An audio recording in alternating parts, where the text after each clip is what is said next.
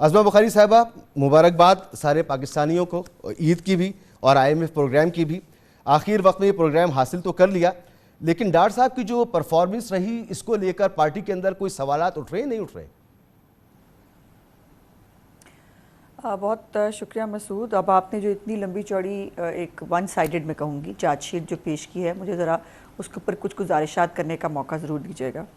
پہلی تو بات یہ ہے کہ آپ نے یہ کہا کہ جو ہے ڈار صاحب نے کہا کہ مجھے دوبارہ ری نیگوشیٹ کرنا ہے IMF کے ساتھ پروگرام کو۔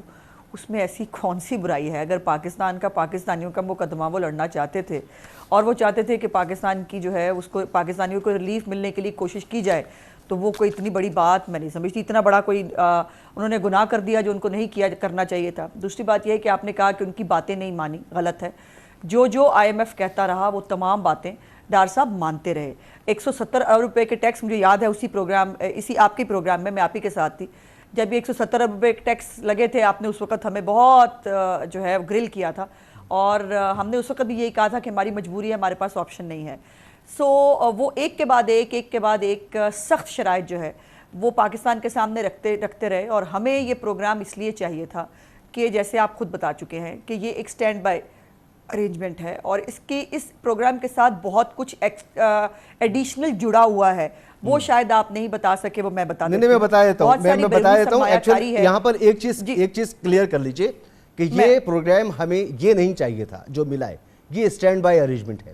ہم جس پروگرام میں تھے اس پروگرام کو پورا ہونا تھا، جو ڈار صاحب پورا کرنے میں ناکام رہے۔ انہوں نے ایک ذمہ داری لی کہ وہ نیگوشیٹ کریں گے، وہ نیگوشیٹ نہیں کر سکے، شرح سود بلند ترین رکھی، ڈالر کو وہ کنٹرول نہیں کر سکے، معیشت کا پہیہ نہیں چلا سکے، ایک عام آدمی کی زندگی کو انہوں نے مشکل بنایا۔ مجھے تو بات کر لینے دیجیے نا جی، آپ یہ باتیں تمام کر چکے ہیں نا، آپ نے لمبا چوڑا ایک انٹرو دیا ہے، میری گزارشات پلیز سن لیجئے۔ میں یہ گزارش کرنا چاہتی ہوں کہ ہم وہ پروگرام نہیں کر سکتے تھے، نہیں کرنا چاہتے تھے، اس لیے ہم ٹیکس لگائے جا رہے تھے، اس لیے جو ہے وہ ان کے کہنے پر پیٹرول کی اور گیس کی اور یہ سب قیمتیں بڑھتی چلی جا رہی تھی، یہ ہم شوقیہ کر رہے تھے نا۔ مطلب عجیب بات یہ ہے کہ دوسرا آپ نے بڑا عجیب سا محاورہ بھی استعمال کیا۔ مجھے حیرت یہ ہے کہ کل تک جب یہ معاہدہ نہیں ہو رہا تھا، آپ مجھے پوچھ رہے تھے، مجھے سوال کر رہے تھے، مجھے کٹہرے میں کیوں نہیں کر رہے آپ لوگ پروگرام؟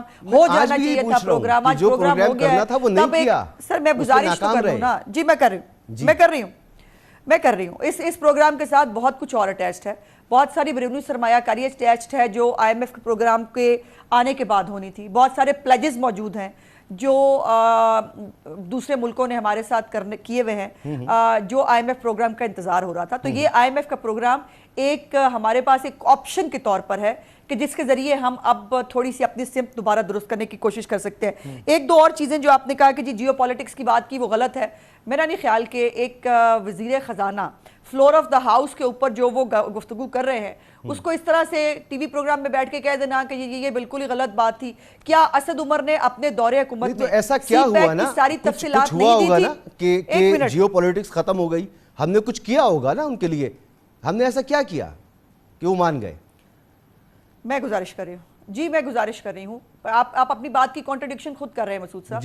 جو پروگرام وہ ہمیں جو آپ کہہ رہے ہیں کہ ہمیں کرنا تھا وہ نہیں ہو سکا، اور جس کے اوپر وہ ہم سے سب کچھ مانگ رہے تھے وہ نہیں ہوا، ہم نے سٹینڈ بائی ارینجمنٹ لیا ہے۔ یہ بات آپ نے خود ہی اپنی کانٹرڈکشن درست کر لیجئے۔ دوسری بات یہ ہے کہ سی پیک کی ساری ڈیٹیلز جو ہیں اسد عمر IMF کے کہنے کے اوپر ان کو دے چکے تھے، اور تحریک انصاف یہ ان کی عادت ہے، یہ ان کا شاید ایک طریقہ واردات ہے، خاص طور پہ انڈر ڈیولپنگ کنٹریز کو جب وہ پروگرام دیتے ہیں تو وہ اس طرح کی شرائط رکھتے ہیں جس کے اوپر وہ ایک چیک اینڈ بیلنس رکھے۔ اسٹیٹ بینک کا جو ایک مشہور زمانہ بل ہے، آپ کو یاد ہونا چاہیے، وہ بھی تحریک انصاف کے دور حکومت میں ہوا تھا، اس کے اوپر بھی انہوں نے اپنی مرضی کی بلکہ اپنا نمائندہ لا کر اسٹیٹ بینک کے اندر بٹھایا، اس نمائندے کی بھی بہت ساری چیزیں سامنے آ رہی ہیں۔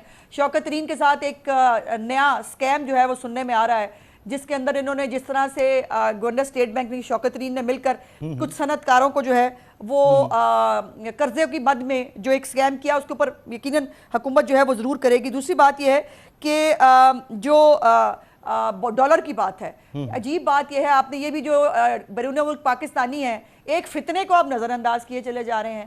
اس 1.5 سال میں ایک فتنہ تھا سڑکوں کے اوپر جو پاکستان کے اندر جو ہے وہ لوگوں کو کہہ رہا تھا جو سیلاب کے لوگ ہیں ان کو پیسے نہ بھیجیں، وہ کہہ رہا تھا بیرون ملک پاکستانی جو ہے وہ پاکستان کو پیسے مت بھیجیں، ہنڈی کے ذریعے بھیجیں، وہ پہلے بھی کرتا رہا اب بھی کرتا رہا.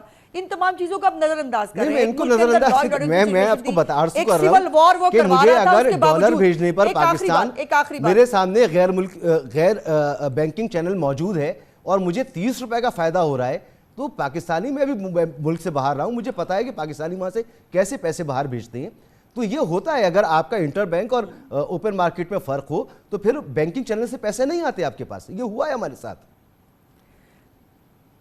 جی آپ درست کہہ رہے ہیں. اور یہ بھی ہم سب پاکستانی کرتے ہیں نا بیٹھ کے کہ ہمیں جو ہے یہ کہاں سے ہوتی ہے اوپن مارکیٹ کیا ہوتی ہے. اس کو حکومت کو اور اب یہ جو پروگرام کے بعد اب جیسے آپ نے کہا کہ نیا پروگرام جب نئی حکومت آ کے لے گی یہ تمام وہ ریفارمز ہیں کرنے کی جو نئی حکومت کو کرنی ہوں گی اور کرنی چاہیے. لیکن اس کے ساتھ ساتھ یہ بات بھی ذہن میں رکھنی چاہیے کہ تب تمام ادارے اب پاکستان کو بخش دیں. اب نئے تجربات کرنا، اب نئے ایکسپیریمنٹ کر کے چلتی ہوئی پاکستان کی پٹری کے اوپر سے اس کو اتار کے نیچے پھینک دینا، کب تک؟ 75 سال ہو گئے ہمیں اور ذرا پاکستان ٹریک پہ چلتا ہے، ایک نیا پروجیکٹ جو ہے وہ عمران خان یا کچھ اور طرح کی لانچ ہوتا ہے، پھر سب کچھ پٹری سے نیچے اور پھر ہم وہی جو ہے وہ شکل دیکھ رہے ہوتے ہیں.